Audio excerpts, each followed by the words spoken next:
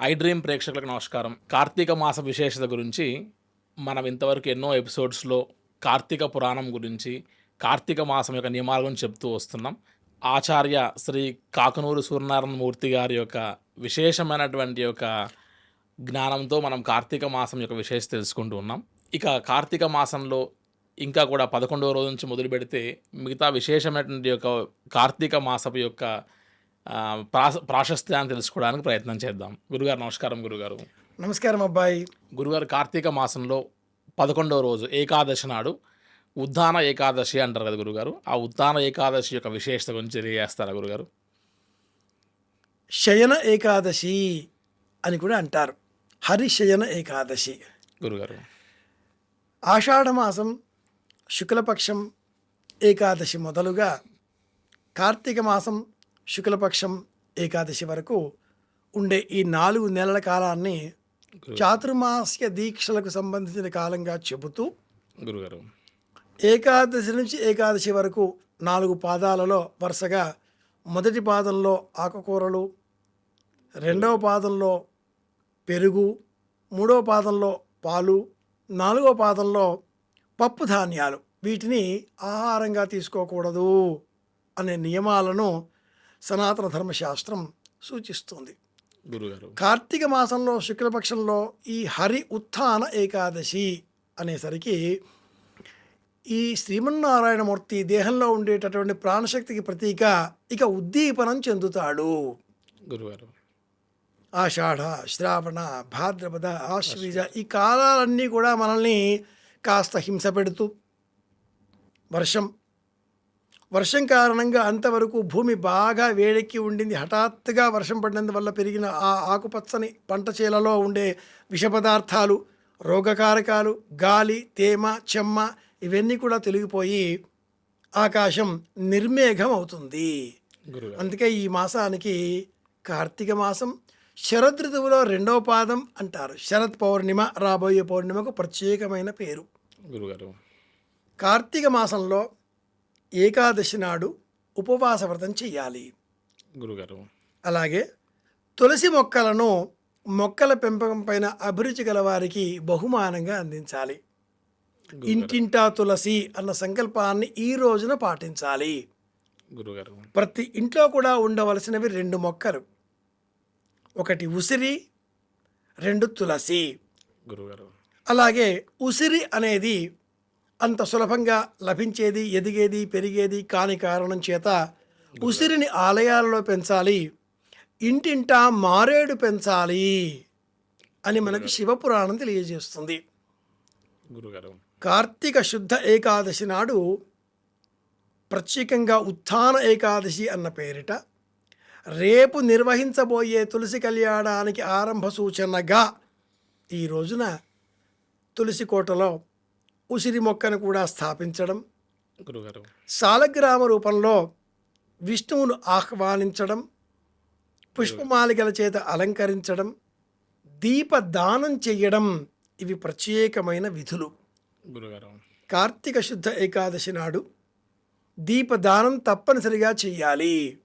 గురుగారు, కార్తీక మాసమంతా కూడా ఆకాశ దీపం వెలిగించినా వెలిగించకపోయినా కార్తీక ఏకాదశి నాడు మట్టుకు తప్పక ఆకాశ దీపం వెలిగించాలి.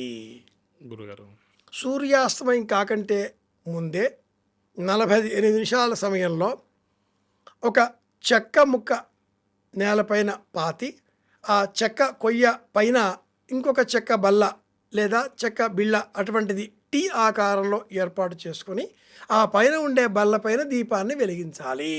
నేలపైన దీపం పెట్టకూడదు.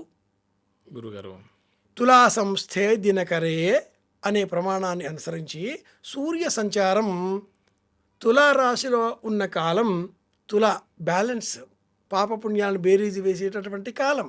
అవును. ఇప్పుడు వెలిగించే దీపం ఆ దామోదరుడికి అందుతుంది. తులాయాందోళయా సహా దామోదరుడు శ్రీమన్నారాయణమూర్తి. గురుగారు, ఈ మాసంలో విష్ణువును దామోదరుడు అన్న పేరుతో పూజించాలి అని కూడా మనకు కార్తీక పురాణం తెలియజేస్తుంది. 11వ అధ్యాయం ఈ ఏకాదశికి సంబంధించిన అనేక విశేషాంశాలను మరింత వివరంగా తెలియజేస్తుంది. గురుగారు చాలా సంతోషం గురుగారు. అలాగే కార్తీక మాసంలోని ఈ 11వ రోజుకు సంబంధించినటువంటి కార్తీక పురాణం కథను కూడా కాస్త వివరించిన గురువుగారు. మనం కార్తీక పురాణం అనగానే ఈ పురాణాలన్నీ అవేవో కథల్లాగా ఉన్నాయేమిటా అనుకుంటూ ఉంటారు అని ముచ్చటించుకున్నాం. గురుగారు అలా ఉన్నా కూడా ఈ కథలలో అద్భుతమైన నీతిని మనం గ్రహించాలి. పాలు నీరు అన్నప్పుడు హంస నీరు వదిలి పాలు మాత్రమే స్వీకరిస్తుంది. జ్ఞాని వివేకి వెలుతురు మాత్రమే చూస్తాడు, కింద ఉన్న నీడని పట్టించుకోడు. ఈ 11వ అధ్యాయంలో ఉండే కథ అటువంటిదే. ఒకానొక అడవి, ఒక కుటుంబీకుడు, ఇల్లాలు సుశీల, సుగుణవతి. కానీ భార్య, కుటుంబం, పిల్లలు, పోషణ, నిర్వహణ సులభమైన మార్గాలుంటాయి అంటూ అన్వేషణ చేసిన ఆ కుటుంబీకుడు గురుగారు కులాల ప్రస్తావన లేకుండా మనం కార్తీక పురాణ కథలు చెప్పుకోవాలి. ఆ కుటుంబీకుడు ఒకనాడు అడవిలో పాతచారులు వచ్చిపోయే వారిని బంధించే నిమిత్తంగా ప్రయత్నాలు చేసి ఒక వ్యక్తి ఎదురు రాగా అతడిని హింసించి కొట్టి అతడి వద్ద ఉండే సంపద తీసుకుని ఇల్లాలకి ఇచ్చి కుటుంబం నిర్వహించాడు. గురుగారు ఈ పాప కారణంగా ఆ పాతచారిగా వచ్చిన వ్యక్తి కూడా పూర్వం అనేకములైన పాపములు చేసి ఆ ధనాన్ని కూడబెట్టుకుని వచ్చాడు. కృతజ్ఞుడు. ఇద్దరూ మరణించారు. ఆ ఇరువురి మరణానికి కారకం ఒక పెద్ద పులి. ఆ పెద్ద పులి మరణానికి కారకం మరొక కిరాతుడు, మరొక మూషకం. ఇలా అనేక జంతుజాల వృత్తాంతాలు కూడా ఈ కథనంలో ఉంటాయి. సుశీల మట్టుకు భర్త మరణించిన అనంతరం కూడా సుశీల సుగుణవతి కనుక కార్తీక దీపదానం చేసింది. కార్తీక శుద్ధ ఏకాదశి నాడు దీపాలు వెలిగించింది. ఈ పుణ్యబలం చేత ఆ సుశీల పొందిన పుణ్యబలం కారణంగా సుశీలకు ఉత్తమ లోకాలు లభించాయి. గురుగారు తన భర్త అలాగే ఇతర వృత్తాంతాలు అన్నీ కూడా తెలుసుకున్న కారణం చేత తనకు పొందిన పుణ్యఫలాన్ని వారికి అందించడంతో వారికి కూడా ఉత్తమ లోకాలు కలిగాయి. శ్రవణ పుణ్యఫలం అందించిన కారణం చేతనే ఆ కృతజ్ఞుడైన రెండవ వ్యక్తికి కూడా ఉత్తమ లోకాలు కలిగాయి అని ఈ పురాణం కథ మనకు తెలియజేస్తుంది. సూక్ష్మ వివేచనతో ఈ కథ ఇంకా పలు కోణాలతో పలు రంజకంగా మలసబడి ఉండవచ్చునుగాక. కానీ ఒక్క వన్ లైన్ థ్రెడ్ అంటారు. ఈ కథలో ఉండే ఆ సింగిల్ లైన్ ఏంటి అంటే, భర్త ఎలా ఉన్నా ఇల్లాలు ధర్మం తప్పకూడదు.